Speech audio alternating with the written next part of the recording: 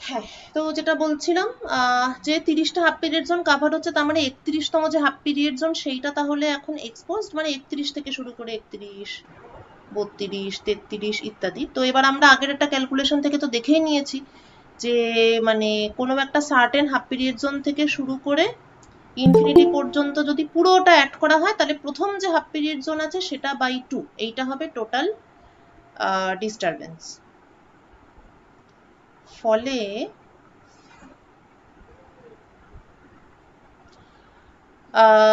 এবার 31তম যেটা আছে A31 স্কোয়ার, মানে সেটার জন্য যে ইন্টেন্সিটি সেটা এতটাই কম বিকজ অফ দ্য অবলিকুইটি ফ্যাক্টর।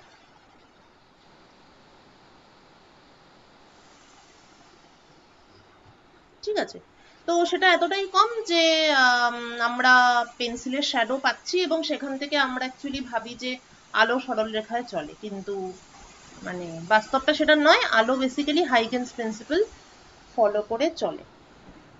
আচ্ছা, এটা গেল একটা জিনিস। আর একটা বলেছিলাম সিঙ্গেল স্লিট ডিফ্র্যাকশন।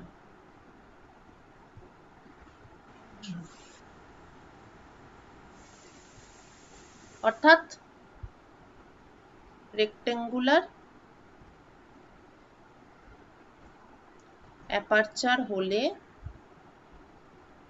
কি মানে হবে, মানে স্ট্রেট এজ হলে কি হবে সেটা আমরা দেখেছিলাম, যেরকম আছে তার সামনে স্ট্রেট এজ। তাহলে এখানে যেটা হবে সেটা হলো, প্রথমে হবে ফুল ইন্টেন্সিটির 1/4 এখানটায়, কেননা একটা হাফ প্রেজেন্ট আছে এবং এটা হচ্ছে সিলিন্ড্রিক্যাল ওয়েভ ফ্রন্ট আর এই হচ্ছে আমার স্ট্রেট এজ। তাহলে এখানে হাফ পিরিয়ড জোনগুলো এরকম এরকম ভাবে থাকে স্ট্রিপের মতো। তারপরে একটা হাফ খোলা ছিল বলে এখানে এরকম পেয়েছিলাম, তারপরে তো জিনিসটা বাড়বে, বেড়ে বেড়ে এরম হবে, তারপরে এরম হবে, এরম হবে, এরম হবে, এরম। এটা স্ট্রেট এজের জন্য। এইবার বলেছিলাম যদি রেক্টেঙ্গুলার অ্যাপারচার হয়, rectangular aperture is basically same as single slit diffraction, কিন্তু আগে যেটা পড়েছিলি সেটা ফ্রাউনহোফার ছিল, অর্থাৎ প্লেন ওয়েভ ফ্রন্ট ইনফিনিটি থেকে আসছে। আর এখন যেটা পড়ছি সেটা ফ্রেনেল, অর্থাৎ ডাইভারজেন্ট বিম সিলিন্ড্রিক্যাল ওয়েভ ফ্রন্ট। এটাই ইনফিনিটিতে চলে গেলে প্লেন ওয়েভ হয়ে যাবে, তখন এটা ফ্রাউনহোফার হয়ে যাবে। ওকে, তো এনি আইডিয়া, মানে কারোর কিছু মনে হয়েছে যে রেক্টেঙ্গুলার অ্যাপারচার হলে কিরকম হওয়া উচিত? ম্যাম ওই সবার ধারের দুটোতে ইন্টেন্সিটি হবে A/2, মানে অ্যামপ্লিটিউড, আর মাঝে হবে A, আর ওকে, এরকমই হচ্ছে। আচ্ছা, তুই কি একটু এটাতে এঁকে, তারপরে হ্যাঁ, না আমি বলছি এক সেকেন্ড।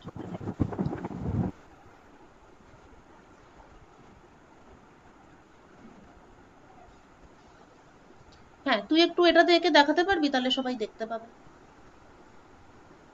মানে এরম যদি স্লিটটা হয়, এটাতে তুইও কাজ করতে পারবি যেটাতে আমি করছি।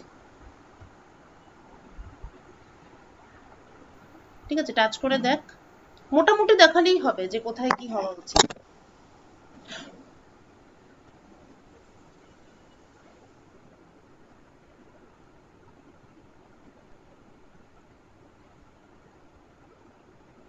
এই যে যেটা বোর্ডটা খুলেছে ওটা দেখতে পাচ্ছিস কি, একটা বোর্ড খুলেছে, white board.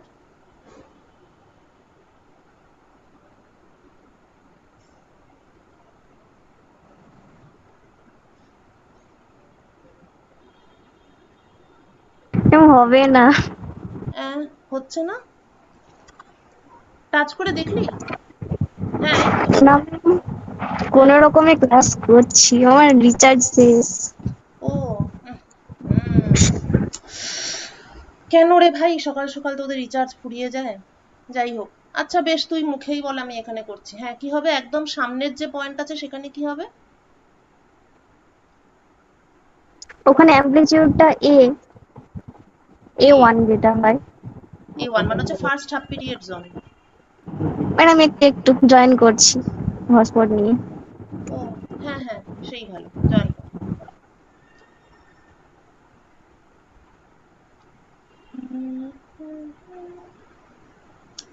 Rectangular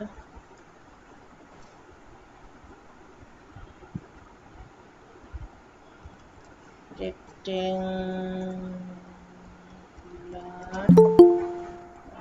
aperture.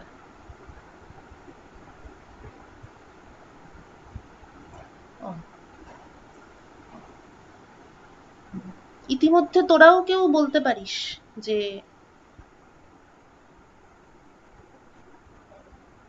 Rectangular অ্যাপারচারের জন্য কি দেখা যেতে পারে স্ক্রিনের উপর। এই তো পৌলবী এসেছে।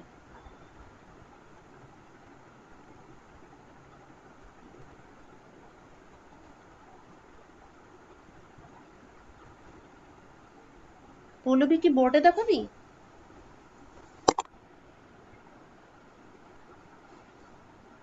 বাহ বাহ, ফ্যান্টাস্টিক। ঠিক আছে, তুই যা খুশি আঁক, আমরা বুঝে নেব।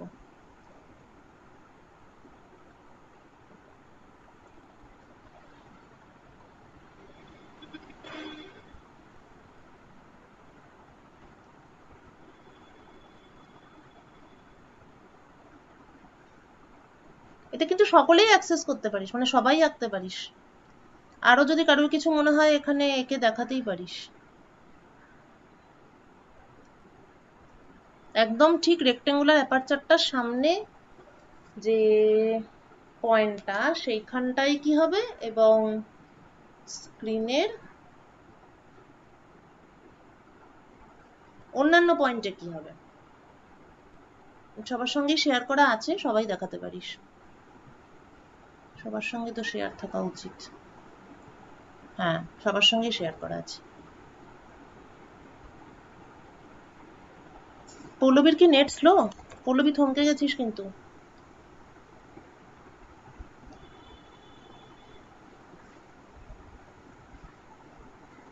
পৌলবী নেট স্লো মনে হচ্ছে। নেট স্লো, তাই না?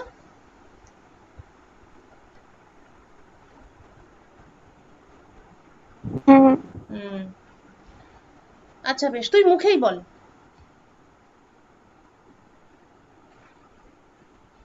মানে যে সেন্ট্রাল পয়েন্টটা নেই, হ্যাঁ, সেন্ট্রাল পয়েন্ট। তাহলে তো হ্যাঁ। না, আগেরটাতে যেরকম ভাবে ক্যালকুলেশন করেছিলাম যে উম, হুম। ওই মাঝের জন্য যে অ্যামপ্লিটিউড হয় 2 × A1/2, মানে A1 রাইট। হবে। ওকে, 2 × A1/2 মানে A1। ঠিক আছে, ফাইন। তার মানে তুই বলতে চাচ্ছিস যে মাঝের যে পয়েন্টটাতে এখানে যখন আমি আছি, তখন এখানে আমি মানে এটা মিডল পয়েন্ট, এবং আমি ফার্স্ট হাফ পিরিয়ড জোনটা পাচ্ছি, তাই তো? মানে এই রেক্টেঙ্গুলার, মানে এরকম একটা সিলিন্ড্রিক্যাল ওয়েভ ফ্রন্ট, আর এটা তো একটা রেক্টেঙ্গুলার স্লিট, তাহলে এখানে দুটো পোর্শনেরই ফার্স্ট হাফ পিরিয়ড জোনটা পাচ্ছি, এটাই বলতে চাইছিস তো? মানে তুই ভয় পাস না, তুই যেটা বলতে চাইছিস সেটাই বল।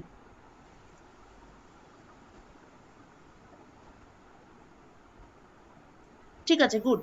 তারপরে আমি যখন উপরে শিফট করলাম তখন কি হবে বল, এই পয়েন্টটা যদি উঠি। উপরে বলতে একদম ধারে যদি দেখি, মানে আচ্ছা একদম বেশ। দু সাইডে, হুম হুম। মাঝের গুলো বাদ দিয়েছি। আচ্ছা, ওকে। আর দু সাইডের আরো উপরের দিকে গেলে তো ওখানে ইন্টেন্সিটি 0 হবে। আর যেখানে হুম। আর আর ওই সাইডের যে একদম যে হ্যাঁ, একদম দূরে গেলে 0 হবে, আর মাঝামাঝি জায়গাগুলো। মানে সেন্ট্রাল যদি ও ধরি, আর হ্যাঁ। যেখানে ওই রেক্ট্যাঙ্গুলারের কাট করছে, সে আচ্ছা। একদম হুম। সেটা পি ধরলাম। একদম শেষের লাইনটা যদি ধরি, সেখানে A/2 হচ্ছে। এখানে বলতে চাইছিস? 0-র উপর A/2। ওকে, এই এটা কোনে? ও আচ্ছা, ফার্স্ট হাফ পিরিয়ড জোনের এ, নাকি এটা? এটা কি A1? হ্যাঁ, A1। আপনি কি বোর্ড শেয়ার করছেন? দেখতে পাচ্ছি না। হ্যাঁ, শেয়ার তো করছি। এটা জ্যাম বোর্ডে হচ্ছে। আচ্ছা, আমি হোয়াইট বোর্ডে করছি হয়তো। হ্যাঁ, এবার দেখতে পাচ্ছিস? হ্যাঁ, বোর্ড তো শেয়ার করছি, এই যে করলাম, এই যে করলাম। এই যে বাকিটা দেখতে পাচ্ছিস? হ্যাঁ ম্যাম। ওকে, আচ্ছা এই হচ্ছে আমার রেক্টেঙ্গুলার অ্যাপারচার। আচ্ছা বাকিরা আর কেউ কিছু ভাবিস নি? খালি পৌলবী যা বলার বললো, আর কারোর কিছু মানে কোনো কন্ট্রিবিউশন নেই? হ্যাঁ হ্যাঁ ম্যাম, ওটা হচ্ছে ম্যাম হাইগেন্স এর মতো ওই যে পর্দা আছে হুম ওইখানটা হুম। এরকম মিড পয়েন্ট আছে ম্যাম, শুধুমাত্র যে ব্রাইট হবে এরকম তো না, ডার্ক ডার্ক তো হতে পারে। গুড, হ্যাঁ কখন ব্রাইট হবে কখন ডার্ক হবে? আহ, ওই যে ওয়েব ফ্রন্ট গুলো আসছে হুম, ওদের অড অর ইভেন নাম্বারের উপরে ডিপেন্ড হতে পারে। এক্স্যাক্টলি। যদি ইভেন নাম্বার হয় আহ, তাহলে তাহলে আহ, তাহলে ডার্ক হ্যাঁ, হবে। আমি দাড়ি কেটে ডার্ক, বসেছিলাম। হুম। আর অড হলে ডার্ক ব্রাইট হবে। ব্রাইট হবে। খুব ভালো, গুড। আর তাহলে সাইডের গুলোর ক্ষেত্রেও একই কথা, এক একটা হ্যাঁ হ্যাঁ, পয়েন্ট। ওটা তো হ্যাঁ হ্যাঁ, পরে পরে এইভাবে হতে যাবে, উপরে যাবে। একদম ঠিক। আচ্ছা আচ্ছা, গুড। পল্লবী ঠিকই ভেবেছিলি, তাহলে বুঝলি তো, আরেকটু ভাবতে হতো আর কি। এই হাফ পিরিয়ড জোন দিয়েই তুই ভাববি। হুম। আচ্ছা, এবার আমরা তো অনেক মানে মোটামুটি বুঝলাম যে যে কোনো শেপ হোক, সেটা স্ট্রেট এজ হোক, হাফ পিরিয়ড জোন এই কি বলে, স্ট্রেট এজ হোক বা সার্কুলার কোনো অ্যাপারচার হোক, আমার পুরো ব্যাপারটাই ডিপেন্ড করছে বেসিক্যালি হাফ পিরিয়ড জোনের ক্যালকুলেশন। ওকে, তাহলে উম, এখনো পর্যন্ত মানে ফিজিক্যালি যা শিখেছি, ম্যাথমেটিক্সের পরে আসবো। ফিজিক্যালি আমরা এটাই বুঝলাম যে কোনো একটা মানে যদি ফ্রেনেল ডিফ্র্যাকশন হয় তাহলে আমাকে একটুখানি জোন কাউন্ট করে ব্যাপারটাকে বলতে হবে। যেমন যদি সার্কুলার অ্যাপারচার হয়, এখানে ডান দিকে যেটা আছে সেটাকেই ঘুরিয়ে মানে দেখিয়েছি, আর এই যে স্টারের মতন আছে এখানে আমি ইন্টেন্সিটি ক্যালকুলেট করছি। তো যদি একটাই মাত্র হাফ পিরিয়ড জোন থাকে সার্কুলার অ্যাপারচারের মধ্যে দিয়ে, দেখা গেল যে এখানে যা ডিস্টেন্স আছে সেখানে একটাই হাফ পিরিয়ড জোন আছে, তাহলে একটাই হাফ পিরিয়ড জোন থাকলে এখানে ব্রাইটনেস থাকবে। কিন্তু এবার যদি পয়েন্টটা কাছে এগিয়ে আসে এবং যদি হাফ ডিস্টেন্সে আসে, তাহলে ডিস্টেন্স হাফ কমে যাওয়ার ফলে হাফ পিরিয়ড জোনের এরিয়াও কমে হাফ হয়ে যাবে এবং তখন সেকেন্ড হাফ পিরিয়ড জোনটাও ঢুকে যাবে। সেকেন্ড হাফ পিরিয়ড জোন ঢোকার ফলে ওয়েভ হলুদ এবং লাল, হলুদটা থেকে যা বেরোচ্ছে লালটা থেকে যা বেরোচ্ছে তাদের মধ্যে λ/2 ফেজ ডিফারেন্স, সুতরাং এটা একে অন্যকে ক্যান্সেল আউট করে দেবে এবং এখানে ডার্কনেস হয়ে গেল। তাহলে আগের পয়েন্টে ব্রাইটনেস ছিল আর এই পয়েন্টে হয়ে যাবে ডার্কনেস। আবার আরো কাছে এগিয়ে এলে অ্যাকর্ডিংলি ওই যেমন ইয়ে বললো নীলাঞ্জন বললো ওই অড আর ইভেন সেই অনুযায়ী ব্রাইট হবে বা ডার্ক হবে। এটা হচ্ছে প্লেন ওয়েভ ফ্রন্টের ক্ষেত্রে। এইবার যদি মানে আমরা যখন সার্কুলার অ্যাপারচার নিচ্ছি তখন ক্যালকুলেশনের সুবিধার জন্য আমরা প্লেন ওয়েভ ফ্রন্টের ক্ষেত্রেই ব্যাপারটা কনসাল্ট করেছি। অবশ্যই সিলিন্ড্রিক্যাল ওয়েভ ফ্রন্ট দিয়েও একই জিনিস এক্সপ্লেন করা যাবে, কিন্তু এখানে তো কয়েকটা কিছু সিম্পলিস্টিক মডেল ইউজ করা হচ্ছে। আচ্ছা, রেক্টেঙ্গুলার অ্যাপারচারের ক্ষেত্রে আবার সেই একই জিনিস, আমরা আমাদের বোঝার সুবিধের জন্য সিলিন্ড্রিক্যাল ওয়েভ ফ্রন্ট ধরেছি, যেটা বাদিকের ছবিতে দেখানো হয়েছে যে একটা সিলিন্ড্রিক্যাল ওয়েভ ফ্রন্ট আছে যেটার একটা অংশ এক্সপোজড আছে রেক্টেঙ্গুলার অ্যাপারচারের মাধ্যমে। আচ্ছা, এখন পয়েন্টটা যে ডিস্টেন্সে আছে আর কি, সেখান থেকে হিসাব অনুযায়ী একটাই হাফ পিরিয়ড জোন এক্সপোজড অবস্থায় আছে।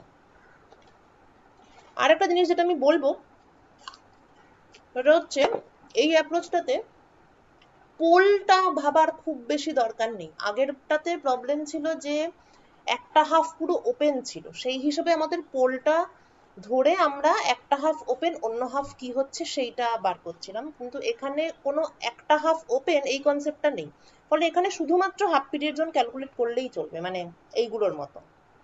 হুম। এখানেও যেমন 1 2 3 4 হাফ পিরিয়ড জোন গুনছিলাম, এখানেও সেটা গুনলেই যথেষ্ট। আগের বারে পোলটা স্ট্রেট এজের ক্ষেত্রে আমরা পোলটা কনসিডার করছিলাম কারণ ওখানে পোলটা ধরে আমরা এটা বুঝছিলাম যে একটা হাফ পুরো ওপেন আছে, এখানে কোনো হাফ কোনো ওপেন টোপেন নেই, একটা অংশ ওপেন, তাহলে আমার হাফ পিরিয়ড জোন গুনলেই যথেষ্ট। সেখানে একটা হাফ পিরিয়ড জোন এক্সপোজড আছে বলে সেন্ট্রাল পয়েন্টটায় ব্রাইট পেয়েছি। আচ্ছা, পর্দাটাকে যদি একটু এগিয়ে আনি অক্ষ বরাবর, হাফ ডিস্টেন্সে নিয়ে এলাম, half period zone area half হয়ে গেল বলে সংখ্যা বেড়ে গেল এবং হলুদের পরে লাল হাফ পিরিয়ড জোনটাও ঢুকে পড়লো। আচ্ছা, এটা অ্যানিমেশনটা ঠিক মতো করা যায়নি বলে হলুদটা মানে আর কি রোটেশনটা হয়নি ঠিক মতো। ওকে, তো আসলে এটা বুঝতে পারছিস তো, এই ডান দিকের উপরের ছবিটা দেখে বুঝতে পারছিস আসলে এই ঘটনাটা ঘটেছে। তারপরে দুটো হাফ পিরিয়ড জোন ঢুকে গেছে। নট নেসেসারি মাঝখানেই এরম ভাবে ছোট হয়ে যাবে, এটা এমনও হতে পারতো যে ও না, সেটা হতে পারতো না, এরকমই হতে হবে। হুম, তো এগিয়ে আসার ফলে এখানে দুটো হাফ পিরিয়ড জোন আছে, ফলে মিড পয়েন্টে ডার্কনেস আছে। ওকে, আবার অক্ষ বরাবর না এগিয়ে আমি যদি পর্দা বরাবর উপরে বা নিচে উঠি তাহলেও কিন্তু একই ঘটনা, কারণ উপরে বা নিচে উঠলে কোনো একটা পয়েন্টে ডিস্টেন্সটা এমন যাতে দুটো হাফ পিরিয়ড জোন ঢুকে যায়, ফলে সেখানেও আমি ডার্কনেস দেখতে পাবো। তাহলে এফেক্টিভলি আমি পর্দা বরাবর ব্রাইট ডার্ক দেখতে পাবো, এবং এটা তো একটা রেক্ট্যাঙ্গেল, তাই তো? তাহলে রেক্ট্যাঙ্গেলের এই দুটো বাহু যেমন একটা স্লিটের কাজ করছে, আবার এই দুটো বাহু মানে যেটা চওড়ার দিক প্রস্থ, সেটাও তো একটা স্লিটের কাজই করছে। তাহলে এখানে স্ক্রিনের উপর আমি যেমন লম্বার দিকের জন্যেও ব্রাইট ডার্ক পাবো ভার্টিক্যাল ডিরেকশনে, সেরকম হরাইজন্টাল ডিরেকশনেও আমি ব্রাইট ডার্ক এরকম পাবো। মানে দুদিকেই তো জিনিসটা কাজ করবে, রাইট? তাহলে সার্কুলার অ্যাপারচার এবং রেক্টেঙ্গুলার অ্যাপারচার, তাহলে এবার যা বুঝলি তার বেসিসে আমাকে বল, এই ডিফ্র্যাকশন প্যাটার্নটা পাওয়া গেছে কিরকম অ্যাপারচারের জন্য? অ্যাপারচারের শেপটা কেমন ছিল? রেক্টেঙ্গেল, সার্কেল বা অন্য কিছু? কি ছিল বল এই প্যাটার্নটা?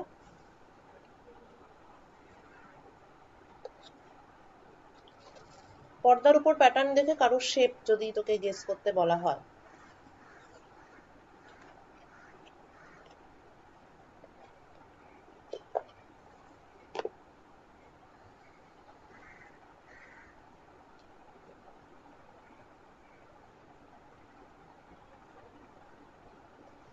এইখানে অ্যাপারচারের শেপ কেমন ছিল, এখানে অ্যাপারচারের শেপ কেমন ছিল, এবং এখানে অ্যাপারচারের শেপ কেমন ছিল?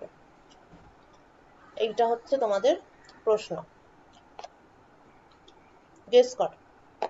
আগে এইটা বল, এটা সবচেয়ে সহজ, এটা এবং এটা আমার ধারণা সবচেয়ে সহজ।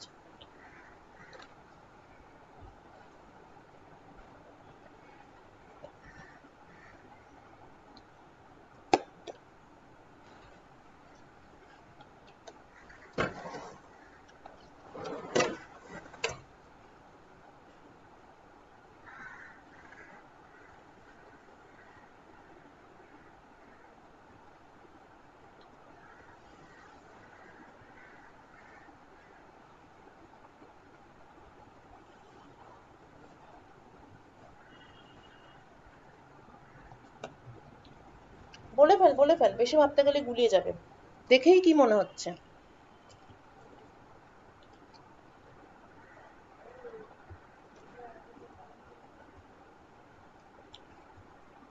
এটা তো সার্কুলার, আর আগেরটা তো square, rectangular. Rectangular aperture, very good. তাহলে এটা বল তাহলে। সার্কেল এটা। এটা তো সার্কেল নয়, এটা তাহলে কি হবে?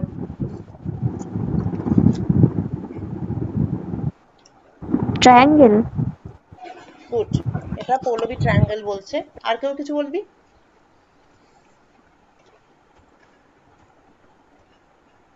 লিখে রাখি। এটা হচ্ছে কোশ্চেন অফ দ্য উইক। পৌলবী ট্রায়াঙ্গেল বলেছে, কিন্তু সেখানে আবার একটা কোশ্চেন মার্ক দিয়েছে, ট্রায়াঙ্গেল বলেনি, বলেছে ট্রায়াঙ্গেল। আর আর কেউ কিছু বলবি, মানে আর কোন রকম শেপ হতে পারে বলে মনে হচ্ছে? সিলিন্ড্রিক্যাল। সিলিন্ড্রিক্যাল। সিলিন্ড্রিক্যাল স্লিট, এটা স্লিট, কিন্তু এটা মানে স্লিটের একটা শেপের জন্য এরকম পেয়েছি। স্লিট আসলে তাহলে বলছি। হ্যাঁ, মানে যেমন রেক্টেঙ্গুলার স্লিট হলে আমরা পর্দার উপর কি পাবো, একটা পয়েন্টে আমরা ব্রাইট পেতে পারি, তারপরে আমরা ডার্ক পেতে পারি, আবার আমরা ব্রাইট পেতে পারি, আবার আমরা ডার্ক পেতে পারি, এরম এরম করে চলতে থাকবে এই দিক বরাবর।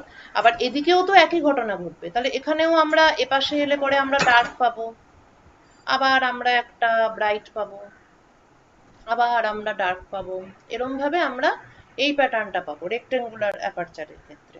ওকে, সার্কেলের ক্ষেত্রেও একই ব্যাপার, সার্কুলার অ্যাপারচার, তাহলে মাঝখানে হয়তো একটা হাফ পিরিয়ড জোন। এবার আরেকটু দূরের কোনো পয়েন্ট কনসিডার করলাম, এখানে হয়তো দুটো হাফ পিরিয়ড জোন ঢুকে গেছে, তাহলে ডার্কনেস, তারপরে আবার একটা ব্রাইট পেলাম, কারণ এখানে হয়তো এই ডিস্টেন্সে হয়তো তিনটে হাফ পিরিয়ড জোন ছিল। আবার আমরা কিছু পাইনি, আবার আমরা একটা এরম পেলাম, এরম পেলাম। বুঝেছিস তো? নাম্বার অফ, মানে বিভিন্ন দূরত্বে গেলে, মানে স্ক্রিনের উপর, এটা কিন্তু স্ক্রিনের উপর আমরা এটা পেয়েছি। তো স্ক্রিনের উপর বিভিন্ন পয়েন্টে গেলে, এখানে আমার স্লিটটা আছে, তো বিভিন্ন পয়েন্টে গেলে তো আমার দূরত্বগুলো চেঞ্জ হচ্ছে বলে নাম্বার অফ হাফ পিরিয়ড জোনটা চেঞ্জ হচ্ছে, ফলে আমি সার্কুলার অ্যাপারচার হলে এরকম পাচ্ছি। এবার আমার প্রশ্ন হচ্ছে যে এইরকম একটা ছবি যদি পাওয়া যায় স্ক্রিনের উপর, তাহলে স্লিটটা কেমন হতে পারে, মানে স্লিটের শেপটা কেমন হলে এইটা পাওয়া সম্ভব। পৌলবী একটা ট্রায়াঙ্গেল বলেছে, আর কেউ আর কিছু বলবে কিনা ওটাই বলছি।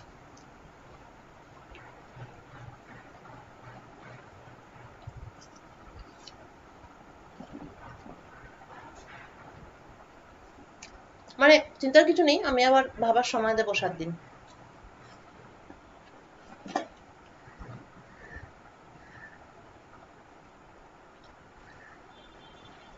আচ্ছা, এক্ষুনি আর কেউ কিছু বলছে না, তাহলে পৌলবীর কাজ হচ্ছে এটা ট্রায়াঙ্গেল, এটা তুই কনফার্ম হবি নিজে, আর বাকিরা ভাববি যে ট্রায়াঙ্গেল ছাড়া অন্য কোনো শেপ হলে এটা হতে পারে কিনা। ওকে ওকে, এবার আমরা করব এবার ক্যালকুলেশন। ম্যাম, ম্যাম ওই জোন প্লেটটা, ম্যাম জোন প্লেটে যে ম্যাম ওই যে ও বিন্দু যে ছিল, হ্যাঁ, ওখানটা ওখানটা কি মানে অবজার্ভ পয়েন্ট তো? ও বিন্দু মানে এটা এ ছিল, এস আর ও, তাই না? হ্যাঁ হ্যাঁ হ্যাঁ হ্যাঁ, পয়েন্ট অফ অবজারভেশন, এখানেই আমরা ইন্টেন্সিটি ক্যালকুলেট করছি। হ্যাঁ ম্যাম, কিন্তু ওই জোন প্লেটের উপর যে হাফ পিরিয়ড জোন হচ্ছে, তার এক সেকেন্ড, শুনতে পাচ্ছি না, আরেকবার বল। জোন প্লেটের উপরে যে হাফ পিরিয়ড জোন গুলো যে হচ্ছে, হাফ হুম পিরিয়ড জোন, হুম। ওগুলার রেডিয়াসটা কিরকম হবে? রেডিয়াস, আচ্ছা, এটা আমাদের মানে জোন প্লেট যদি আমি তৈরি করতে চাই, তাহলে আমাকে রেডিয়াস করতে হবে, যেমনই করি রেডিয়াসের রেশিওটা এরম করতে হবে, √1:√2:√3। ঠিক আছে? আর আমরা যখন জোন প্লেটের থিওরিটা করেছিলাম, তখন আমরা এটা দেখিয়েছিলাম যে যদি এটার যা দূরত্ব, আর একটা জোন যদি আমি বানাই যেখানে কিনা এইটা প্লাস এইটা ইকুয়াল টু বি প্লাস λ/2 হচ্ছে, আবার আরেকটা পয়েন্ট নিলাম যেখানে আবার আরো λ/2 বেশি হচ্ছে, যদি সেইভাবে জোনগুলো বানাই, তাহলে রেডিয়াসটা √m এর সঙ্গে প্রপোর্শনাল হচ্ছে। এটা আমরা একটু মানে উল্টো ভাবে দেখিয়েছিলাম, মানে আসলে দেখানো উচিত ছিল যে এরকম যদি রেশিও হয় তাহলে এইটা ঘটছে, কিন্তু আমরা সেটা না করে উল্টো দেখিয়েছি, কারণ উল্টোটা প্রুভ করা সহজ। ঠিক আছে, তো আমরা উল্টোটা দেখিয়েছি যে যদি λ/2 গ্যাপে গ্যাপে আমি যদি এরম ভাবে বিভিন্ন জোন তৈরি করি, তাহলে তাদের রেডিয়াসের রেশিওটা √m এর সঙ্গে প্রপোর্শনাল হবে। এটার মানে হচ্ছে মানে যদি এটা হোল্ড করে তাহলে এটা হবে, বা এটা হোল্ড করলে এটা হবে। অর্থাৎ আমি যখন জোন প্লেট বানাবো, কারণ আমি তো এরকম ভাবে λ/2 করে তো বানাতে পারবো না, কারণ ওটা তো সেটা হাই প্রিসিশন টুল লাগবে, বানানো যাবে, এখন তো ন্যানো টেকনোলজির যুগ, সবই করা যায়, কিন্তু ন্যানো টেকনোলজির সাহায্য না নিয়েও মানে তুই বাড়িতে বসেও এটা করতে পারিস। তুই 1 সেন্টিমিটার নিলি, প্রথম যে ইয়েটা সেটা নিলি 1 সেন্টিমিটার, তাহলে দ্বিতীয় যেটা তুই নিবি সেটা তুই নিবি √2 সেন্টিমিটার, মানে 1.414। আমি একটা বানিয়েছিলাম কিন্তু কলকাতায় নেই সেটা। তারপরেরটা নিবি √3 সেন্টিমিটার, মানে হচ্ছে 1.73। এরকম ভাবে তুই একটা গ্লাস প্লেট নিয়ে তার উপর এরকম বিভিন্ন সার্কেল করে নিবি 1 সেন্টিমিটার, তারপর একটা করবি 1.414, তারপর একটা করবি 1.73। তারপর তুই অল্টারনেট গুলোকে কিছু একটা কালার দিয়ে দিবি। ধর এই তো গ্লাস পেন্টিং যে ধরনের রং দিয়ে করে না, কি অ্যাক্রাইলিক সম্ভবত বলে, অ্যাক্রাইলিক কালার দিয়ে, বা আলকাতরা পাতি, মোবিল টোবিল যদি বাড়িতে থাকে মোবিল দিয়ে দিবি, অল্টারনেট জোনগুলো ঢেকে দিবি। খুব বেশি করতে হবে না, তুই 10টা করলেই তুই যদি সেটার এক পাশে একটা মোমবাতি রাখিস, মোমবাতিটাকে তো সামনে পেছনে করবি, দেখবি অন্য পাশে একটা পয়েন্টেও ফোকাস করছে।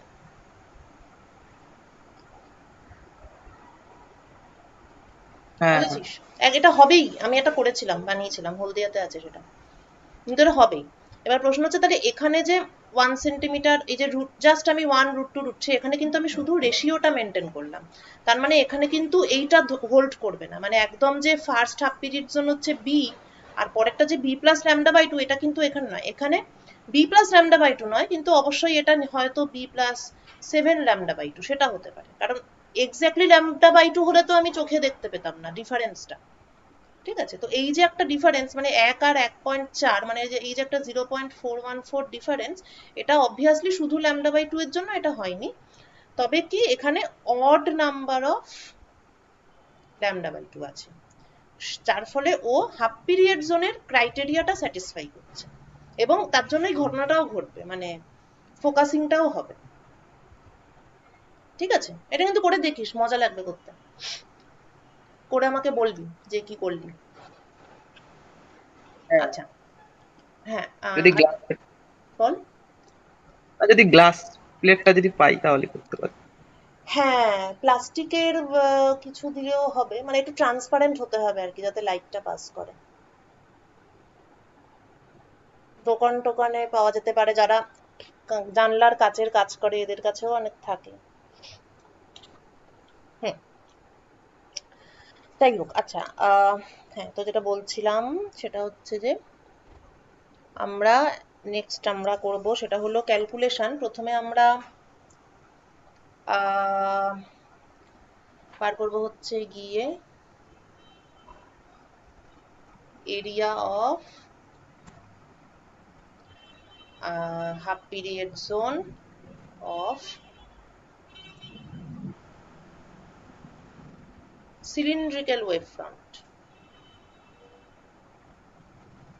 এর আগে আমরা প্লেন ওয়েভ ফ্রন্টের ক্ষেত্রে সার্কুলার হাফ পিরিয়ড জোন পেয়েছিলাম, এবং এরিয়া ছিল πb ল্যামডা, তার সঙ্গে একটা m এর ডিপেন্ডেন্স ছিল, কিন্তু সেটা মানে এরকম ছিল আর কি 2m-1, কিন্তু সঙ্গে ছিল ল্যামডা স্কোয়ার, যেটা নেগলিজিবল। এটা প্লেন ওয়েভ ফ্রন্টের জন্য। আচ্ছা, সিলিন্ড্রিক্যাল ওয়েভ ফ্রন্টের জন্য কিরকম হয় ব্যাপারটা?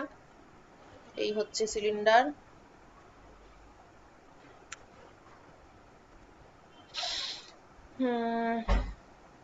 এরকম ব্যাপারটা, আর এরকম ভাবে হাফ পিরিয়ড জোন গুলো আছে, আর এটা p0, এটা যদি b হয় তাহলে এটা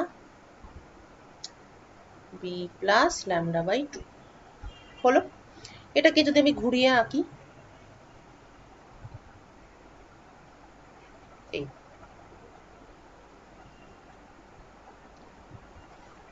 মানে বেসিক্যালি প্যারালাল নয় আর কি, ডাইভারজেন্ট বিম।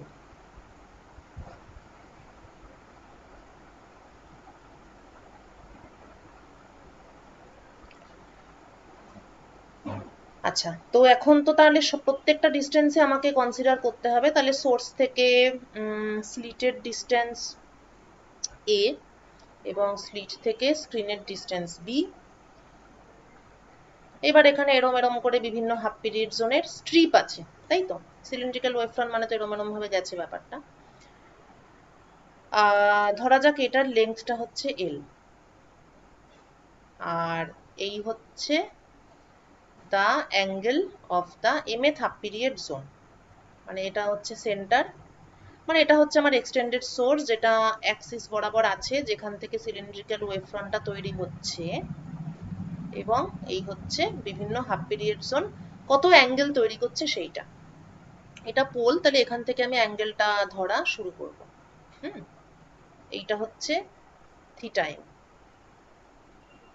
এটাকেই ঘুরিয়ে আঁকলাম, মানে ক্রস সেকশনটা আমার দিকে করে আঁকলাম। যাই হোক, নাও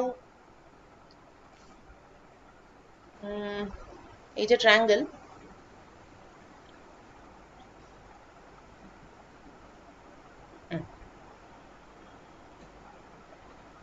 তাহলে এই ট্রায়াঙ্গেলে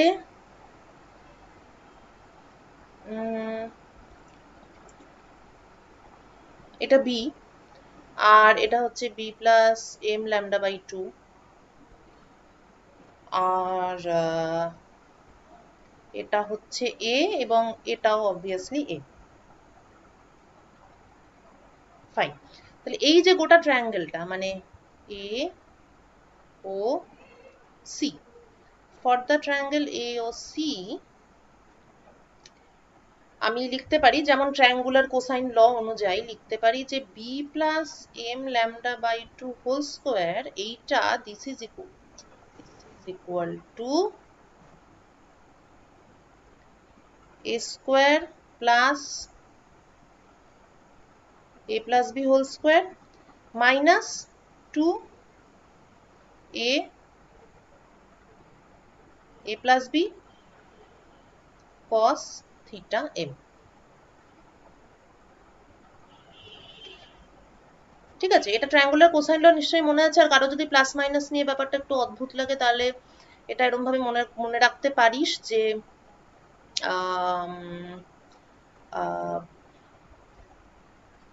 c equal to, আচ্ছা আমি যদি অরিজিন থেকে এই দুটো ভেক্টর আঁকি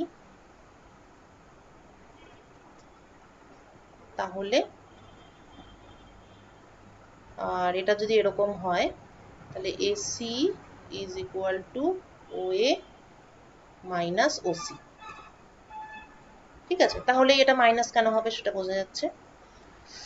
আচ্ছা, এবার এটাকে আমি যদি এক্সপ্যান্ড করি, এখানে a স্কোয়ার পাবো, আর এখানে b স্কোয়ার থাকবে, এখানে একটা b স্কোয়ার থাকবে এই পাশটাতে ডান দিকে, হ্যাঁ সেই b স্কোয়ার, আর এখানে একটা b স্কোয়ার থাকবে, সেটা কেটে যাবে ইত্যাদি।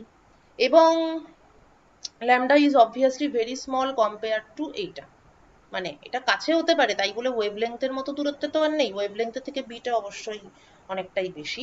এবং সঙ্গে যদি এটাও অ্যাপ্লাই করি cos theta m equal to, মানে ফর স্মল থিটা m আর কি, কেননা খুব দূরের হাফ পিরিয়ড জোনের কন্ট্রিবিউশন এমনিতেই খুব কম। এটা যদি অ্যাপ্লাই করি তাহলে এই জিনিসটা সিম্পলিফাইড হয়ে this becomes theta m equal to bm lambda by a into a plus b,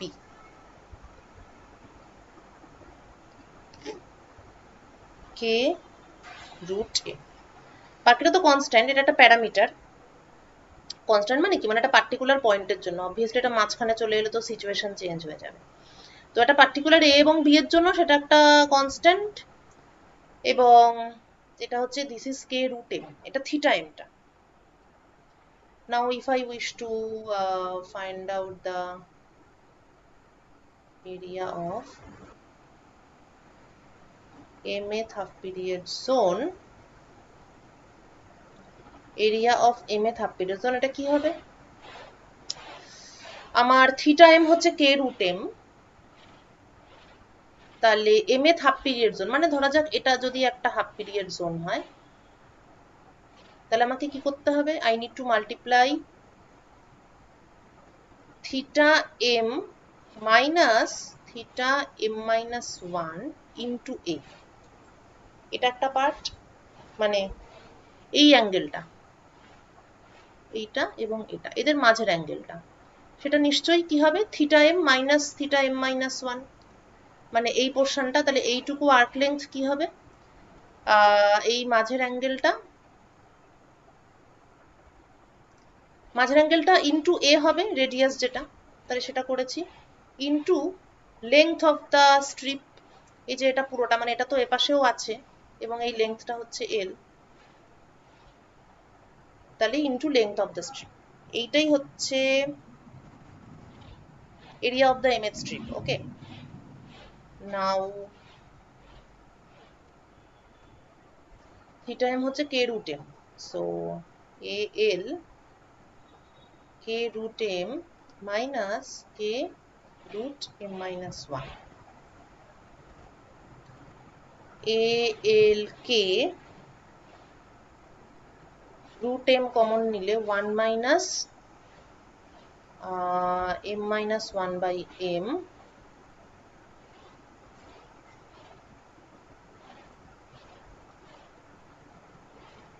one minus 1 by m এর square root for large m approximation, মানে এক্স্যাক্টলি m equal to 1 2 3 এগুলোর জন্য নয়, একটু বড়, মানে যেখানে আমি 1 by m কে অনেকটাই স্মল বলতে পারি 1 এর থেকে, তো সেটার জন্য অ্যাপ্রক্সিমেটলি লেখা যায় 1 minus 1 by 2m। অ্যাপ্রক্সিমেশনটা খুব একটা ভালো অ্যাপ্রক্সিমেশন নয় যদিও, কারণ শুরুর দিকের গুলোতে আমি এটা অ্যাপ্লাই করতে পারছি না, শুরুর দিকের গুলোর জন্য এই পর্যন্ত ঠিক আছে। সো আমি যদি m equal to 1 2 3 এগুলোর জন্য ইনফরমেশন চাই, তাহলে আমাকে আর কি এইভাবে করতে হবে জিনিসটা।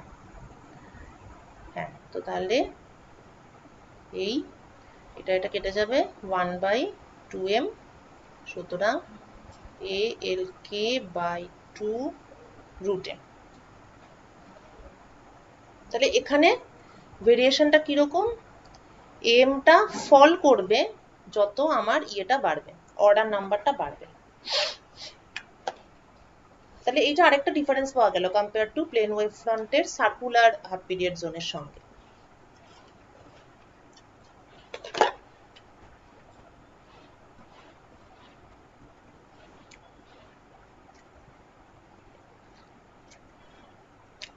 এটা খুব ইম্পর্টেন্ট, মানে এখানে যেটা কে পাওয়া গেল না, এই ধরনের প্যারামিটার ফ্রেনেল ডিফ্লেকশনে বারবার পাওয়া যাবে, মানে এই টাইপের জিনিসটা।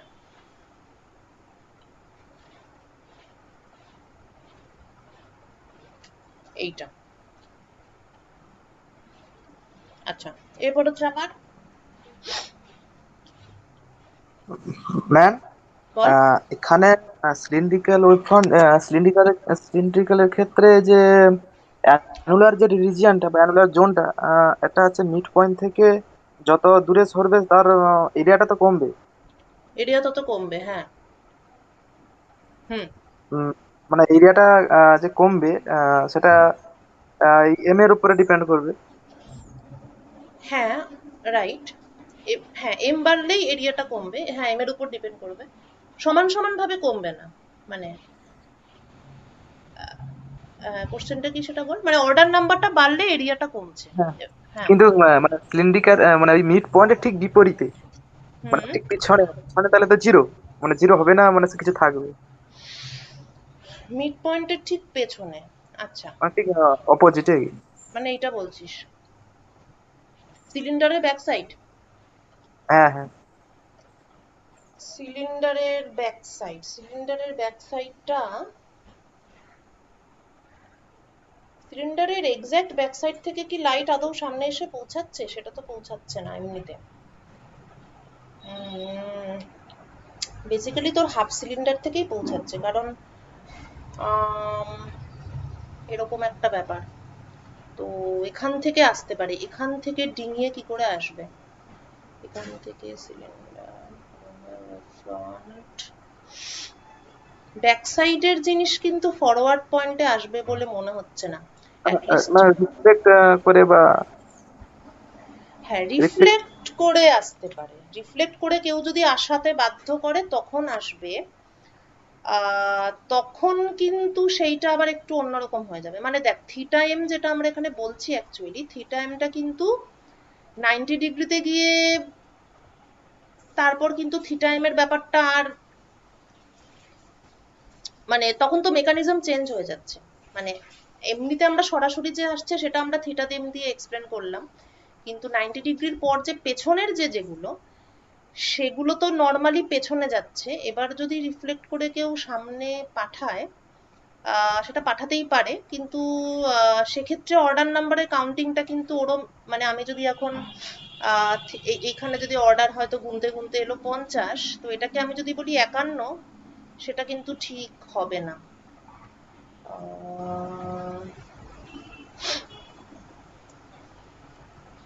আচ্ছা, যদি রিফ্লেক্টই করে কেউ, রিফ্লেক্ট করলে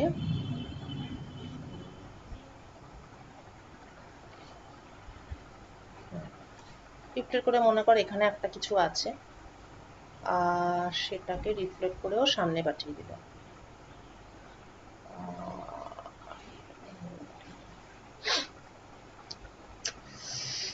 এটা আমাকে একটু ভেবে বলতে হবে। রিফ্লেক্ট করে পাঠালে তোকে কিন্তু ওইটাও ধরতে হবে সঙ্গে আবার, মানে রিফ্লেক্টিভিটি যেটা। হ্যাঁ, রিফ্লেক্ট করলে যে 100% রিফ্লেক্ট হবে সেটাও তো নয়, তাহলে রিফ্লেক্টিভিটির কথা তো ভাবতে হবেই। আর theta M, cos theta M,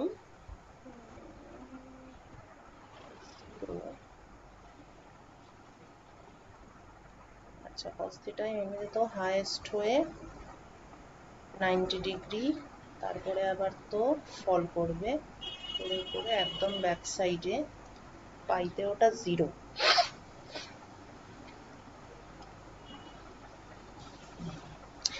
এটা না আমাকে একটুখানি ভেবে বলতে হবে, মানে ডায়াগ্রামটা কি দাঁড়াচ্ছে এবং তারপরে ব্যাপারটা কি হচ্ছে, এটা আমি একটু ভেবে বলবো। আমার ঠিক এটা মনে হচ্ছে না যে এটা একদম 0 করতে হবে, এটা ঠিক না, এখানে পোষাচ্ছে না। থিটা এম তো, এটা তো ম্যাম 180 ডিগ্রি হয়ে যাবে। হ্যাঁ, থিটা 180 ডিগ্রি হবে। তো তাহলে তাহলে ওই কসটা 0 হয়ে যাবে। হুম, কস পাই হবে, তাহলে তো এটা প্লাস হয়ে যাবে, তাই না? হ্যাঁ হ্যাঁ হুম, হ্যাঁ হ্যাঁ। তাহলে তো ব্যাপারটা বেড়ে গেল অ্যাকচুয়ালি। মানে এখানে ফরওয়ার্ড ডিরেকশনে ছিল মাইনাস এটা, কিন্তু পাইতে আবার এটা হয়ে গেল প্লাস। তো সেক্ষেত্রে তো এই কোয়ান্টিটিটা বেড়ে যাচ্ছে। এটা একটু করে দেখতে হবে, এরকম ডাইরেক্টলি বলে দেওয়া মুশকিল আছে, বুঝেছিস? একটু করে দেখতে হবে যে ব্যাক সাইডটাকে যদি রিফ্লেক্ট করে সামনে পাঠানো যায়। আমার আমার কেন একটা মনে হচ্ছে যে এটা আরো ব্রাইটার হবে, এটার কন্ট্রিবিউশন 0 হবে, এটা ঠিক মনে হচ্ছে না। এটা আমি একটু করে বলবো, হ্যাঁ। কারণ এখানে যদি কোনো অবস্টাকেল না থাকতো তাহলে এখানকার জিনিসটা তো এরকম ভাবে এসে পৌঁছাতো। আমি একটু করেই বলবো, এটা এরকম ভাবে আমি বলতে পারছি না এখন। তোর কি মনে হচ্ছে বল, 0 হবে মনে হচ্ছে? না ম্যাম, যেখান থেকে রিফ্লেক্ট করে আসছে সেই পয়েন্টটা যে ওখান থেকে দুই দিকে যদি রিফ্লেক্ট করে তাহলে ওই পয়েন্টটাই হবে।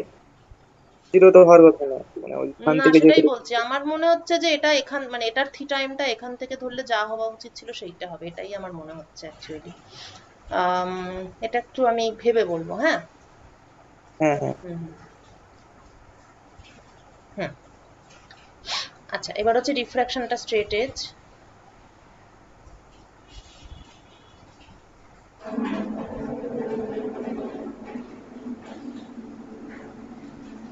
তো স্ট্রেট এজের গল্প তো আমরা আগেই জেনে গেছিলাম, সেই হাফ পিরিয়ড জোন কতগুলো পাচ্ছি কিংবা পাচ্ছি না। এই হচ্ছে আমার ছবি, এটা আমার এজ। নাও এটা কোনো একটা arbitrary point P1, this is source S. এইবার আমি একটা স্ট্রেট লাইন টেনে দিলাম, আর যেখান থেকে ওয়েভ ফ্রন্টটা আমি পেতে শুরু করেছি, ঠিক আছে, এই পর্যন্ত তো ঢাকা, তাহলে ও অ্যাকচুয়ালি এই পাশটা পুরো পেয়েছে আর এইটা এক্সট্রা পেয়েছে। তাহলে এক্সট্রাটা নিয়েই আমার হেডেকটা, কারণ যেই হাফটা পুরো পাচ্ছে ওটা নিয়ে আমার কোনো সমস্যা নেই, মানে ওটা তো আমি জানি A1/2। কিন্তু এই যে ও এক্সট্রা পেলো,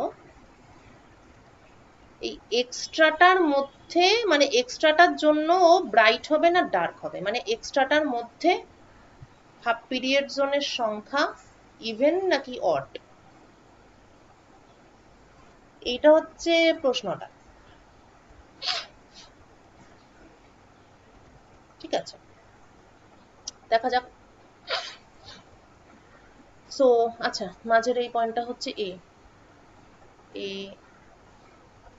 আর এটা তো P1, আর এইখানে যেখানে কাট করেছে সেটা হচ্ছে আর।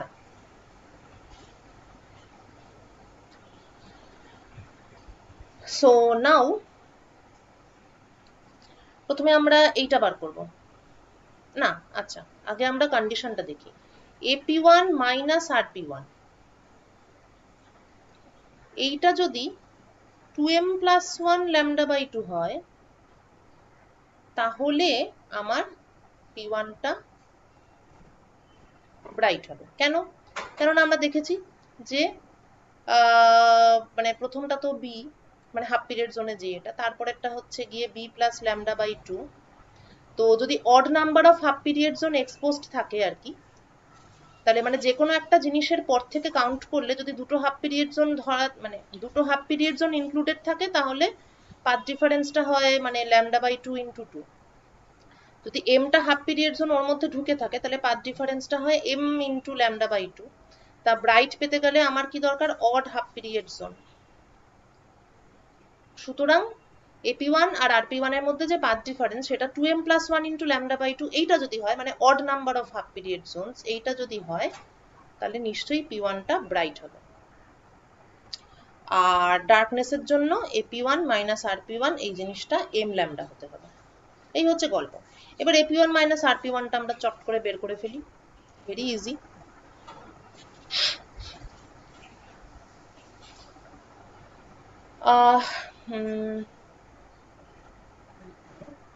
আচ্ছা, এখানে আমার নোন হচ্ছে এস, এটা হচ্ছে রেডিয়াস যেটা কিনা A, S A sorry S A হচ্ছে এ, আর এ P0 হচ্ছে বি, P0 মানে হচ্ছে এইটা, এই সোজাসুজিটা,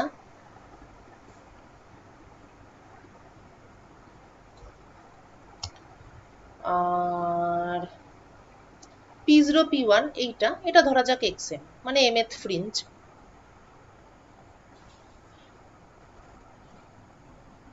ওকে, এইবার from the triangle SP0 P1, এটা S, এস এর জায়গাটা খুব খিচিপিচি হয়ে গেছে, যাই হোক দুঃখের বিষয়। এইটা হচ্ছে S, তো SP0 P1, সেটার জন্যে মানে সেটা থেকে আমি পাচ্ছি SP1 স্কোয়ার ইকুয়াল টু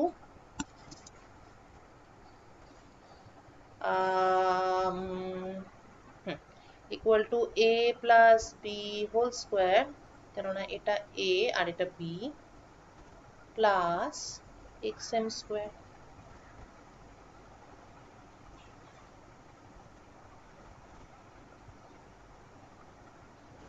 আচ্ছা, আর হচ্ছে আমার AP1 স্কোয়ার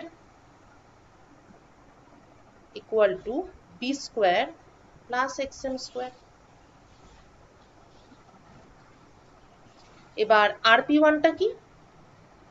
RP1 হচ্ছে SP1 মাইনাস A।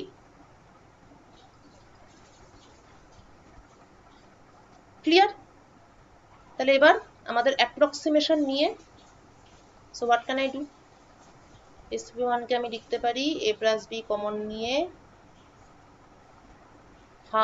1 প্লাস xm square by A plus B whole square, পুরো জিনিসটার square root, approximately A plus B plus xm square by 2 into A plus B। সুতরাং RP1 দাঁড়ালো SP1 minus A equal to B plus xm square by 2 into a plus b। তাহলে AP1 RP1 পেয়ে গেছি। এবার আমাদের condition হচ্ছে AP1 minus RP1 equal to 2m plus 1 lambda by 2। হ্যাঁ, এটা হচ্ছে কিসের? ব্রাইটনেসের জন্য। তাহলে for brightness xm will be bright যদি কি হয়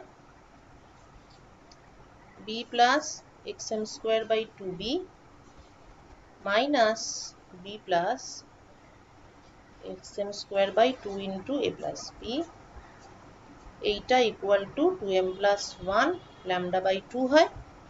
upon simplification xm equal to পাওয়া যাবে b into a plus b by a 2m plus 1 lambda। এবং মিনিমাম ব্রাইটনেসের জন্য এক্ষুনি আমি ঠিক ডার্ক কথাটা বলবো না, মিনিমাম ব্রাইটনেসের জন্য xm equal to পাওয়া যাবে b into a plus b by a 2m lambda। আগেই বলেছিলাম এই k টা বারবার ফিরে আসবে, root over b lambda by a into a plus b।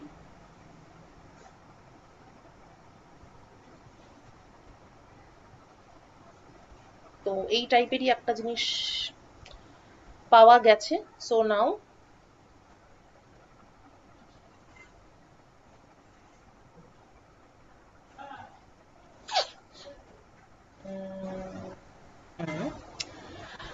সুতরাং এই দুটোর জন্যই যেটা প্রযোজ্য সেটা হচ্ছে xm plus 1 whole square minus xm square equal to 2k, যেখানে k equal to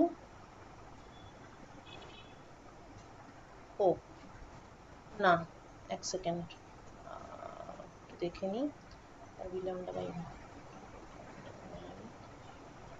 না না না আচ্ছা ওই কেটা আসবে না, এই কেটা ইম্পর্টেন্ট। মানে আমরা যখন এরপরে গ্রাফিক্যালি ব্যাপারটাকে ইয়ে করব, ডিসকাস করব, তখন এই কেটা সেখানে দেখতে পাওয়া যাবে। ঠিক আছে, আগেরটা নয়, এইটা। যাই হোক, তো এখানে আমি একটা প্যারামিটার ধরলাম, মানে বাকি পার্টগুলোকে সব কনস্ট্যান্ট, মানে এ আর বি একটা নির্দিষ্ট পজিশনের জন্য তো কনস্ট্যান্টই।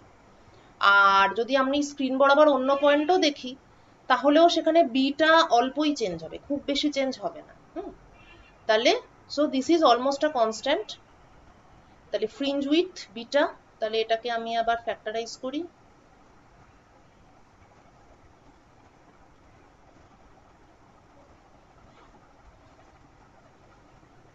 তাহলে এটা হচ্ছে আমার fringe with beta, beta is 2k by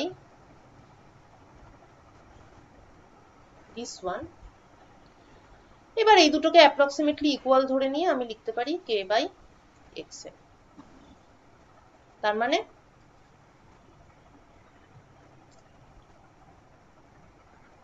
যত অর্ডার নাম্বার বাড়বে তত তো xm বাড়বে, মানে অবভিয়াসলি তত আমি ডান দিকে যাচ্ছি তত আমি ডান দিকের ফ্রিঞ্জ গুলো পাচ্ছি।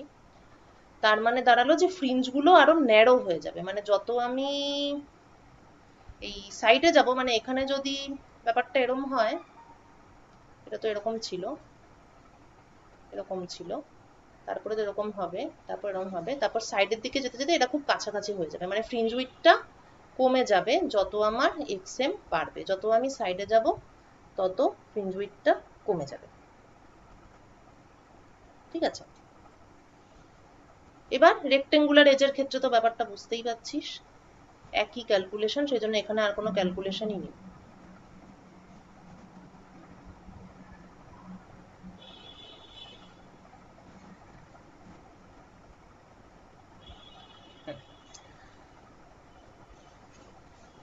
তো যদি উইডথটা খুবই ছোট হয়, কেস 1, মানে এক্সট্রিমলি স্মল,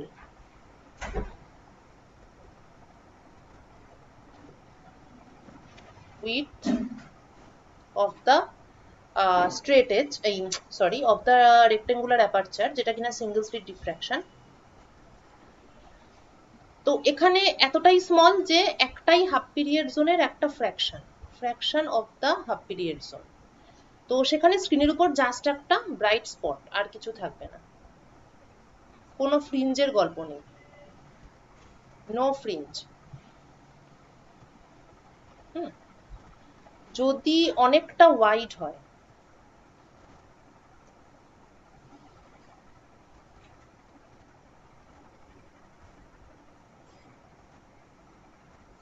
তাহলে অনেকটা ওয়াইড মানে বেসিক্যালি দুটো স্ট্রেট এজ, একটা উপর থেকে স্ট্রেট এজ আর একটা নিচে থেকে স্ট্রেট এজ। তাহলে এখানে অ্যাজ ইফ দুটো ইন্ডিপেন্ডেন্ট স্ট্রেট এজ থাকবে। তার মানে এটার জন্য এরকম, আবার এটার জন্য এরকম, দুটো স্ট্রেট এজ মুখোমুখি। আর যদি খুব সরু আর ভালোই চওড়ার মাঝামাঝি কোনো সিচুয়েশন হয়, তাহলে তোর হচ্ছে ওই জিনিসটা ফর দ্য সেন্ট্রাল পয়েন্ট, যদি odd number of half period zone থাকে তাহলে সেটা ব্রাইট, যদি even number of half period zone থাকে তাহলে লেস ব্রাইট। লক্ষণীয় যে ফ্রেনেল ডিফ্লেকশনে না এক্স্যাক্ট ডার্ক পয়েন্ট, ডার্কটা আমি এর আগে বোধহয় কিছু ক্লাসে ডার্কনেস কথাটা ইউজ করেছি, ডার্ক কথাটা ইউজ করব না আমরা। কেন করব না? কারণ হাফ পিরিয়ড জোন একে অন্যকে ক্যান্সেল আউট করে ঠিকই, কিন্তু যত আমরা এম বাড়াই তত তো ওদের স্ট্রেংথ কমে। আগের বারেও দেখেছিলাম যে অবলিকুইটি ফ্যাক্টরের জন্য ওদের স্ট্রেংথটা কমে, তাই এক্স্যাক্টলি ক্যান্সেলিংটা তো এখানে ঠিক সেইভাবে হয় না, ফলে এক্স্যাক্ট ডার্কনেসটা এখানে হয় না, এখানে হয় ভেরি ব্রাইট কিংবা ভেরি লেস ব্রাইট। ওকে, তাহলে সেন্ট্রাল পয়েন্ট কতগুলো হাফ পিরিয়ড জোন বেরিয়ে আছে তার উপর ডিপেন্ড করবে, এবং ফার্দার মানে further points on the screen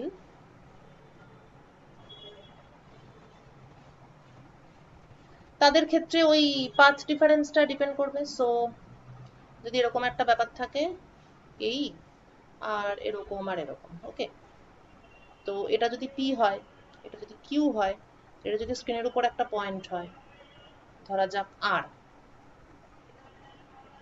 দেন যে পাথ ডিফারেন্স পি আর এবং কিউ আর, তাহলে R will be bright if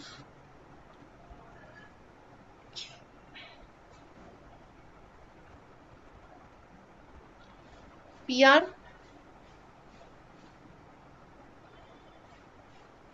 না, উল্টো হবে, কিউআরটা বড় এখানে, if QR minus PR equal to 2m plus 1 lambda by 2, আর এটা will be less bright if এইটা this is equal to m lambda, odd number of half period zone R even number of half period zone। এবং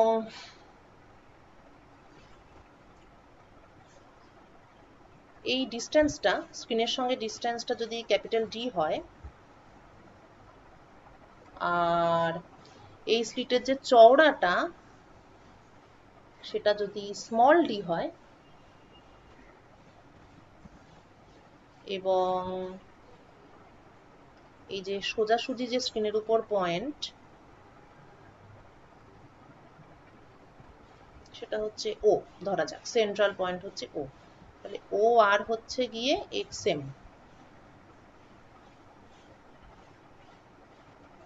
ঠিক আছে, তাহলে তো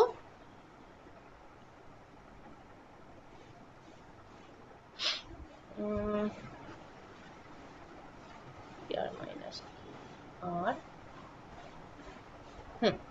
তাহলে ব্যাপারটা এই হচ্ছে যে x m into small d by capital d equal to m lambda by 2।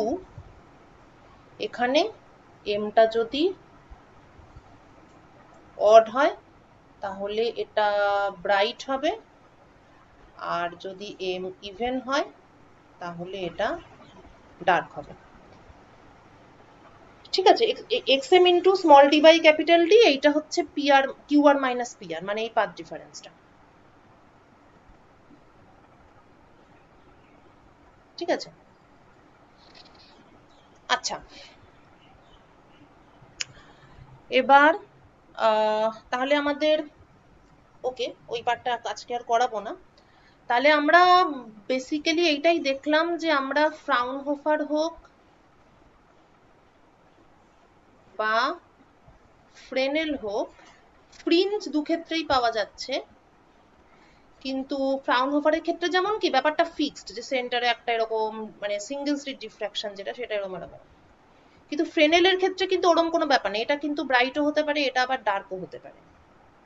আর একটা ব্যাপার হচ্ছে ফ্রেনেলের ক্ষেত্রে মিনিমাগুলো অনেক বেশি ক্লিয়ার, কিন্তু ফ্রাউনহোফারের ক্ষেত্রে মিনিমাগুলো অনেক বেশি ক্লিয়ার ছিল, কিন্তু ফ্রেনেলের ক্ষেত্রে কিন্তু মিনিমাগুলো ঠিক মিনিমা নয়, ওগুলো লেস ব্রাইট, কেননা হাফ পিরিয়ড জোনগুলো একে অন্যকে ঠিকভাবে ক্যান্সেল আউট করছে না। আর লাস্ট যেটা বলা সেটা হচ্ছে যখন আমি প্লেন ওয়েভ ফ্রন্ট নিয়ে কাজ করি,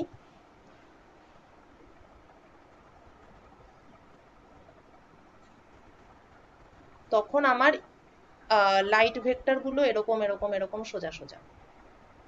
তো তখন আমি এরকম একটা দেখি, এরকম একটা দেখি, তারপরে আমি জাস্ট ইন্টিগ্রেট করে দিই এবং আমি লিনিয়ার সুপারপজিশন মানে কোলিনিয়ার সুপারপজিশন, একই ডিরেকশন একটাই এক্স, সেইভাবে আমি প্রবলেমগুলো সলভ করি। কিন্তু ফ্রেনেলের ক্ষেত্রে এই প্লেন ওয়েভ ফ্রন্ট ধরার সুবিধা নেই, কেননা সোর্স ইজ একটা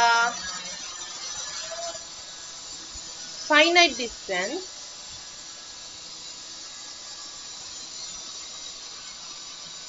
এরকম ব্যাপারটা।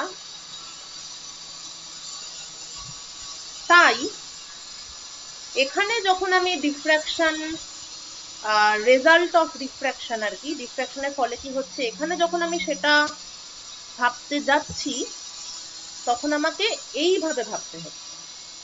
মানে ফ্রাউনহোফারের ক্ষেত্রে ব্যাপারটা কি, আর্ক অফ আ সার্কেল,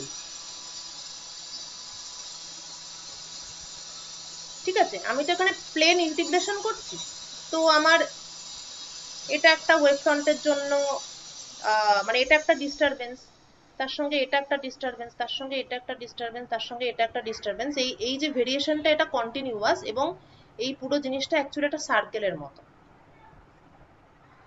মানে আমরা যেভাবে বিভিন্ন ডিস্টারবেন্সকে অ্যাড করি, মানে আমরা যে ইন্টিগ্রেশনটা করি ওখানে e to the power i kz sin theta, এটা তো কন্টিনিউয়াস, থিটাটা কন্টিনিউয়াসলি ভ্যারি করছে, সুন্দরভাবে অল্প অল্প অল্প করে ভ্যারি করে একটা সার্কুলার আর্ক তৈরি করে।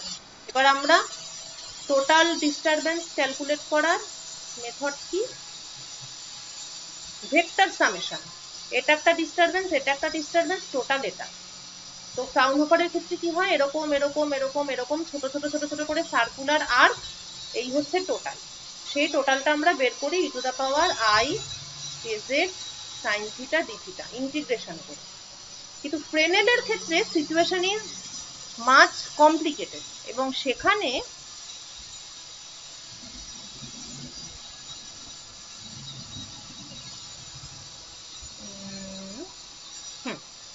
তো সেখানে সার্কেল নয়, সেখানে এরকম একটা স্পাইরালকে অ্যাড করতে হয়, মানে সেখানে শেপটা এরকম একটা সার্কেল হয় না, সেখানে জিনিসটা পেঁচিয়ে পেঁচিয়ে একটা স্পাইরাল হয়ে যায়। সেই স্পাইরালের অ্যানালিসিস করে মানে ইন্টেন্সিটি গুলো ক্যালকুলেট করতে হয়। তো এই ব্যাপারটা ডিটেলস পরে পড়বো, শুধু এটা দেখিয়ে রাখি যে ফ্রেনেলের ডিফ্র্যাকশনের ব্যাপারটা একটু ঝামেলার, হাফ পিরিয়ড জোন গুনতে টুনতে হয়, তো সেটার যে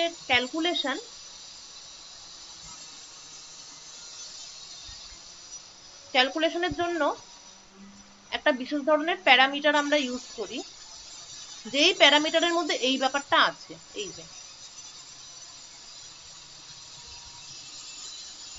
এখানে যে জিনিসটা পেয়েছি b into a plus b lambda by a, এখানে মানে a প্লাস বি আর এর যে রেশিও, সেই জিনিসটা এখানেও অ্যাপিয়ার করছে, এবং b into a plus B by